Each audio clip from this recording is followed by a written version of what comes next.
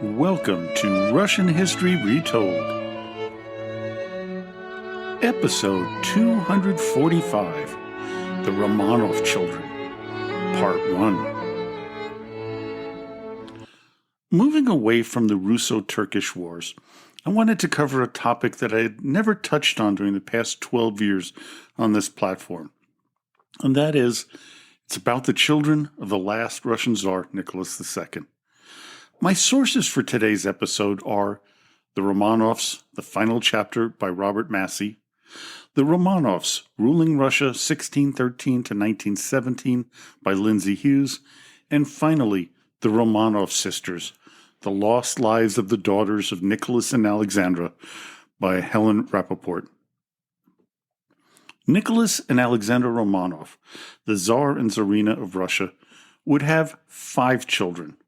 4 girls and 1 boy. They were named Olga, Tatiana, Maria, Anastasia, and Alexei, and were born in that order. Their lives were filled with the trappings of royalty, yet ended in the most horrific manner. Today's goal is not to dwell on their murders, but on their lives, loves, concerns, and feelings. And we really have the most information about the girls, as Alexei was only 13 when he was killed. To better understand the children, you need to know more about the parents. Now, obviously, I've already covered Tsar Nicholas II, commenting on how he was ill-suited to be a leader of any country, much less one as vast as Russia. As a parent, though, he was deeply devoted to his children. The mother, born Alix of Hesse and by Rhine, granddaughter of Queen Victoria of England, was a daughter of a minor Grand Duke, but she also had a very traumatic childhood. The initial shock that hit Alix's family was one that would haunt the future Tsarina for the rest of her life. Her brother, known as Freddy, died from a fall from a window. It was about 20 feet or 6 meters off the ground, and the fall alone was obviously a contributing factor to his death. But it was his hemophilia that closed the deal. It was an inherited disorder, traced to Queen Victoria and her son Leopold, who died at the age of 30 from the disease. The future Alexandra Fyodorovna would give birth to a child, Alexei, who would have hemophilia himself, leading to one of the crises that toppled the Romanov dynasty. The next tragedy to hit Alex was in November 1878, when a diphtheria epidemic hit the family. All of the children were infected, but all survived except Alex's favorite little sister, May. She would die on the 16th of November at the age of 3. It would get far worse, as on December 14th, Alex's mother, Alice, would succumb to the disease. It was more than a 6-year-old child should ever have to handle. Alex would go from a happy-go-lucky girl to a morose, serious child. It would follow her throughout the rest of her life. Now it's time to move forward and begin our discussion of the Romanov children with the firstborn, Olga. Grand Duchess Olga Nikolaevna Romanovna was born on November 15, 1895, at the Alexander Palace in Tsarskoye Selo. It was 1 year and a day after the rushed wedding between Nicholas and Alexandra due to the death of Tsar Alexander III on November 1, 1894. Olga's birth was not an easy one. Her mother was in labor for 20 hours. Her birth weight of 10 pounds, or 4.5 kilograms, along with her mother's weak constitution, added to the difficulties. Her parents had so wanted a boy that they had already named him Paul, which irked Nicholas's mother, Maria Fyodorovna, as it was the name of the murdered Tsar Paul I. While they were hoping for a son, they were just thrilled with a girl. Nicholas was said to have told the court chamberlain, quote, "I am glad that our child is a girl. Had it been a boy, he would have belonged to the people. Being a girl, she belongs to us." This was not the case within the extended Romanov family, as Grand Duchess Xenia, the daughter of Alexander III, was quoted as saying, "A great joy, although it's a pity it's not a son." Right away, the courts of Europe were busy with discussions on who would marry the young child and how it would lead to political rapprochements, especially between England and Russia. They had been on poor terms after the Crimean War of 1853 to 1856. A marriage between the royal families would create a new alliance, especially with Germany's rise in power. On November 27th, 1895, Olga was christened at the Church of the Resurrection, but her parents were not present, as was the custom of the day in the Russian Orthodox Church. Her grandmother, Dowager Empress Maria, presided over the ceremonies. Alexandra had taken to motherhood with great joy and energy, going so far as to attempt to breastfeed Olga, which was almost unheard of by royal parents throughout Europe. Wet nurses were called in when the baby would not take Alexandra's breast milk. In 1896, a trip was scheduled for the royal family to see her for Olga's grandmother, or godmother, and Alexander's grandmother, Queen Victoria. There were hints of plots to assassinate the Russians, which led to heightened security.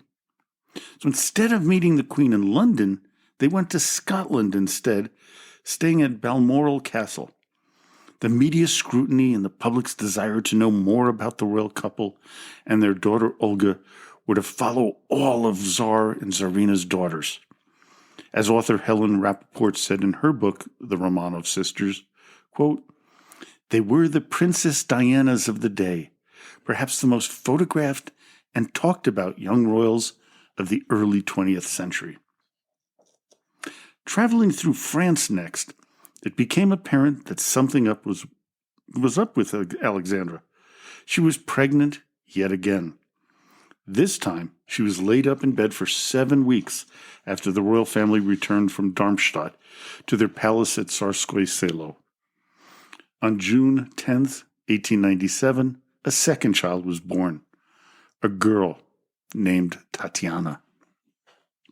It's said that when Alexandra woke up from the anesthesia, she broke out in tears and said, quote, "My God, it is again a daughter. What will the nation say? What will the nation say?" While Nicholas fully accepted the new baby girl, the Russian imperial family was most disappointed. They yearned for a male heir to the throne. The news media globally printed articles suggesting that the Tsar was deeply disappointed in not having a male child.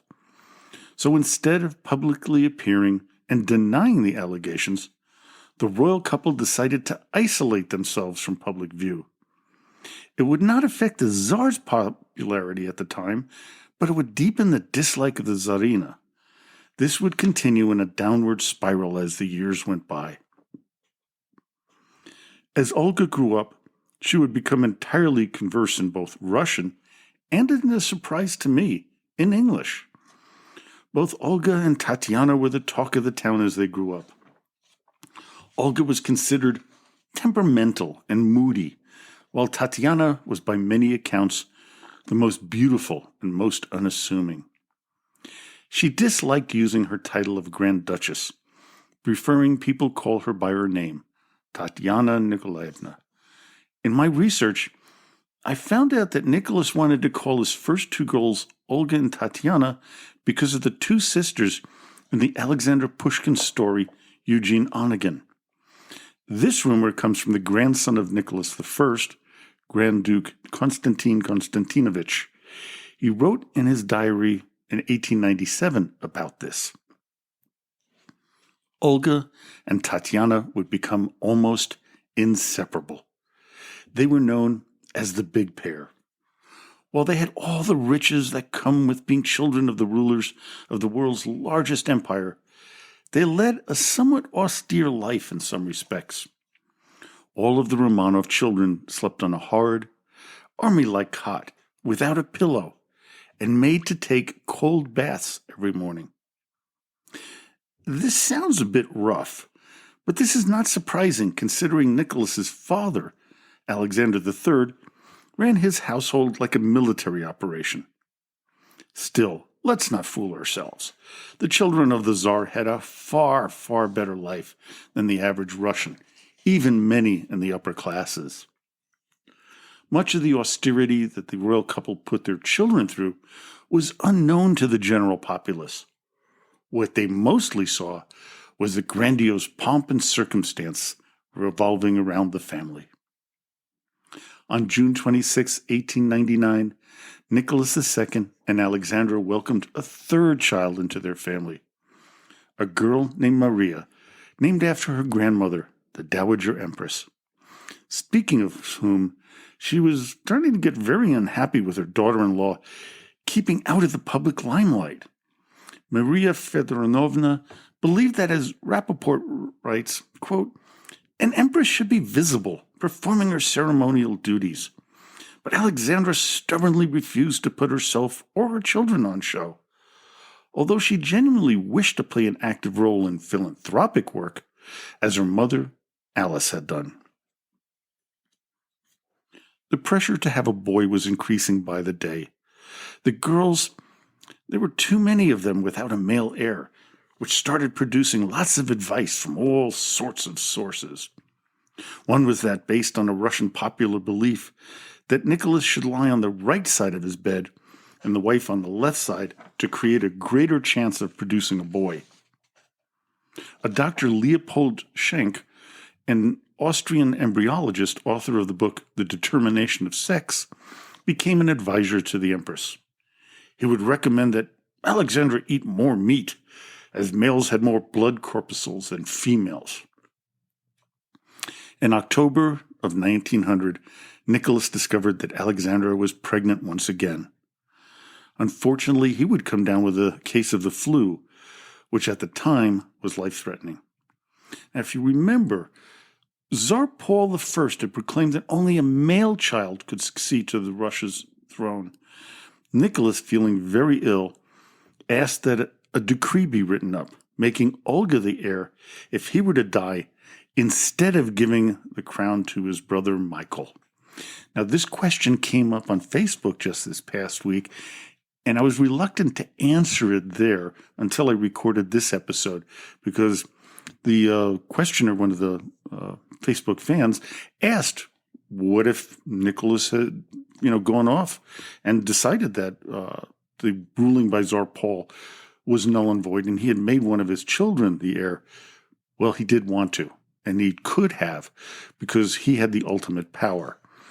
But it never came to be. In January of 1901, with the Empress pregnant, they received news that her grandmother, Queen Victoria, had died. Alexandra was forbidden to travel to the funeral, which greatly disappointed her. On June 19, 1901, the royal couple announced the birth of their fourth child, another girl, Anastasia. Anastasia Nikolaevna was described by many the following way, quote, "She undoubtedly held the record for punishable deeds in her family. For in naughtiness, she was a true genius." The birth of yet another girl was said to have created a sense of melancholy in Alexandra.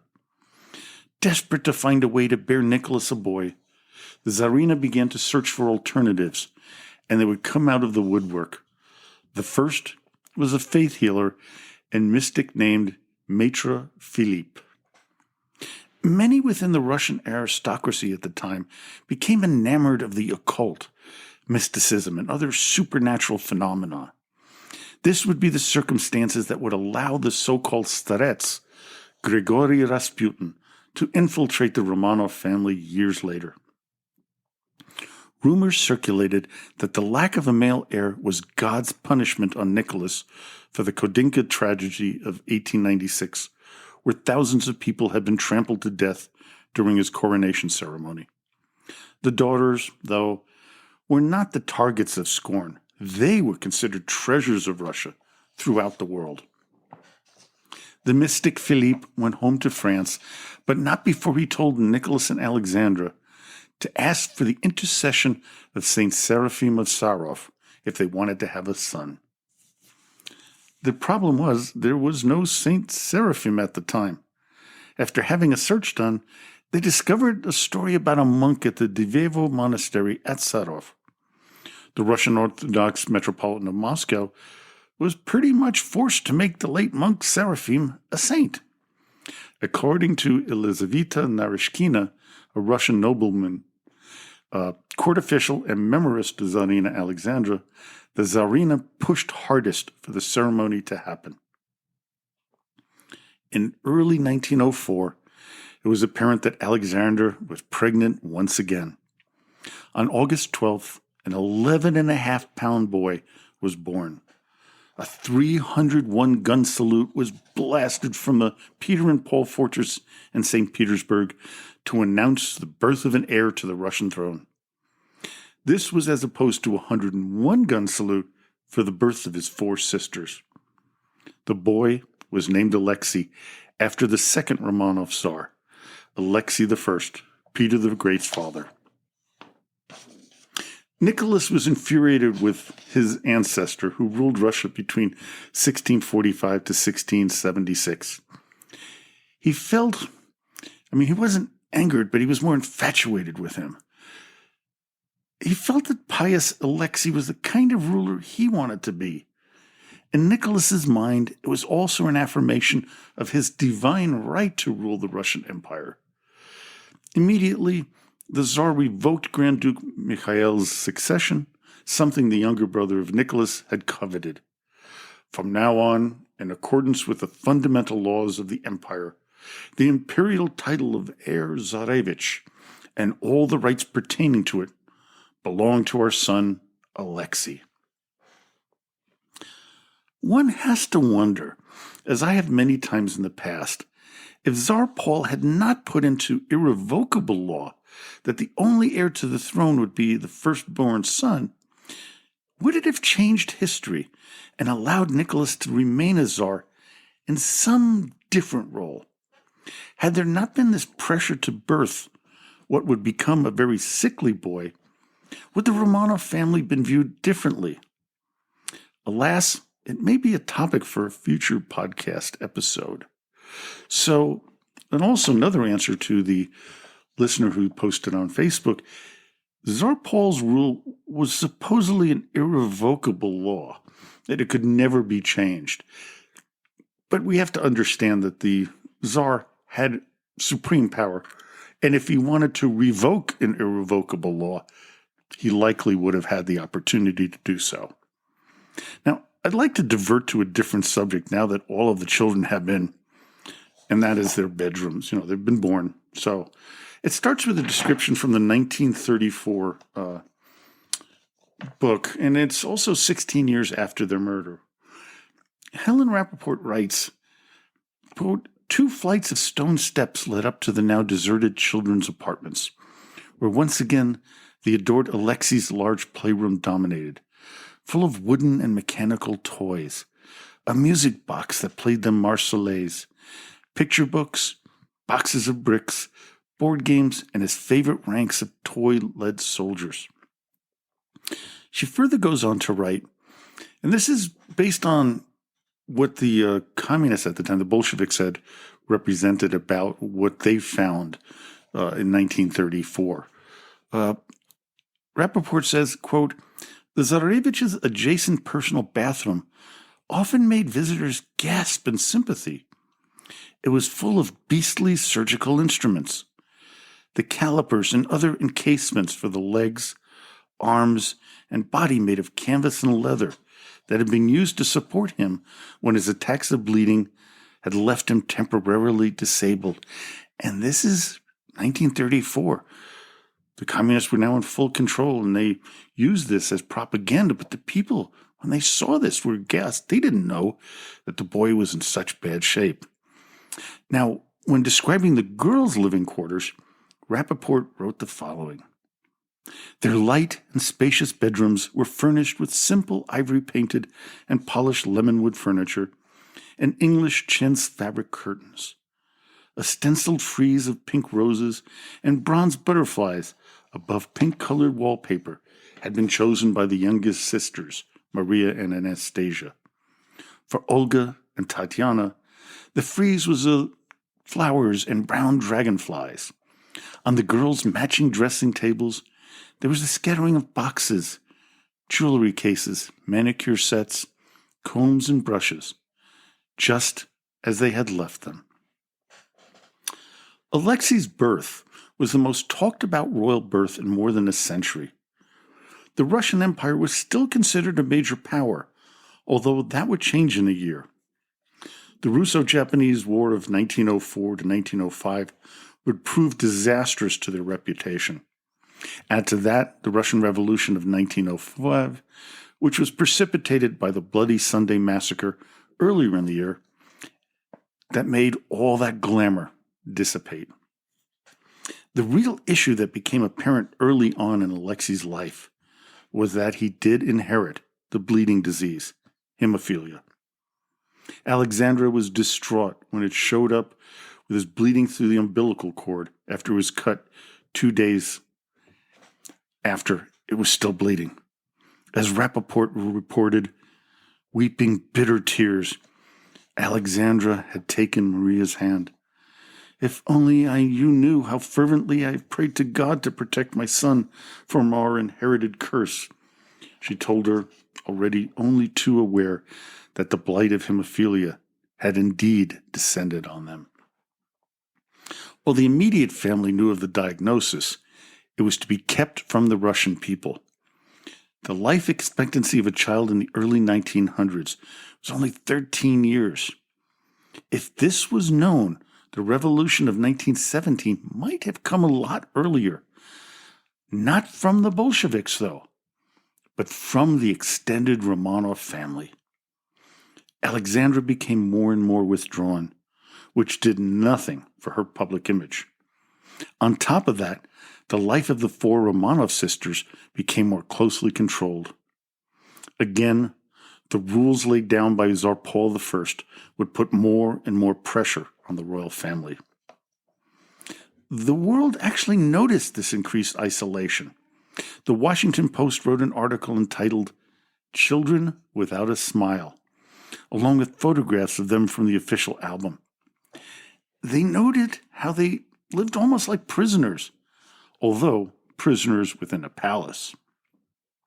Crisis after crisis was now following the Tsar and his family. The Russo-Japanese War, the Russian Revolution of 1905, and the acceptance of a Duma that put everyone under increased pressure.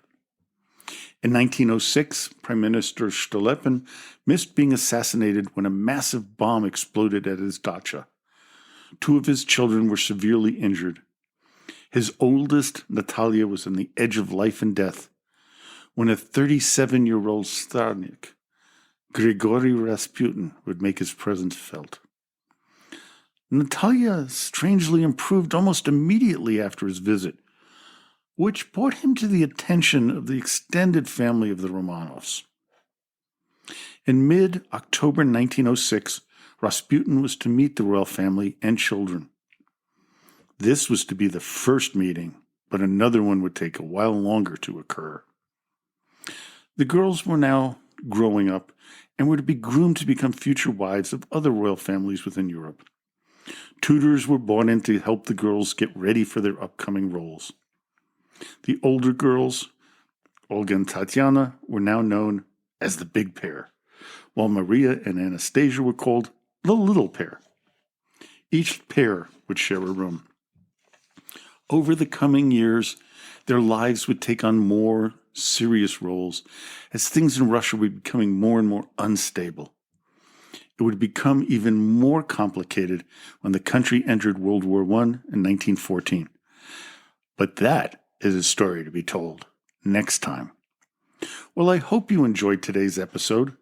Join me next time as I complete the series about the Romanov children leading up to their murders in 1918. So, until next time, до свидания и спасибо за внимание.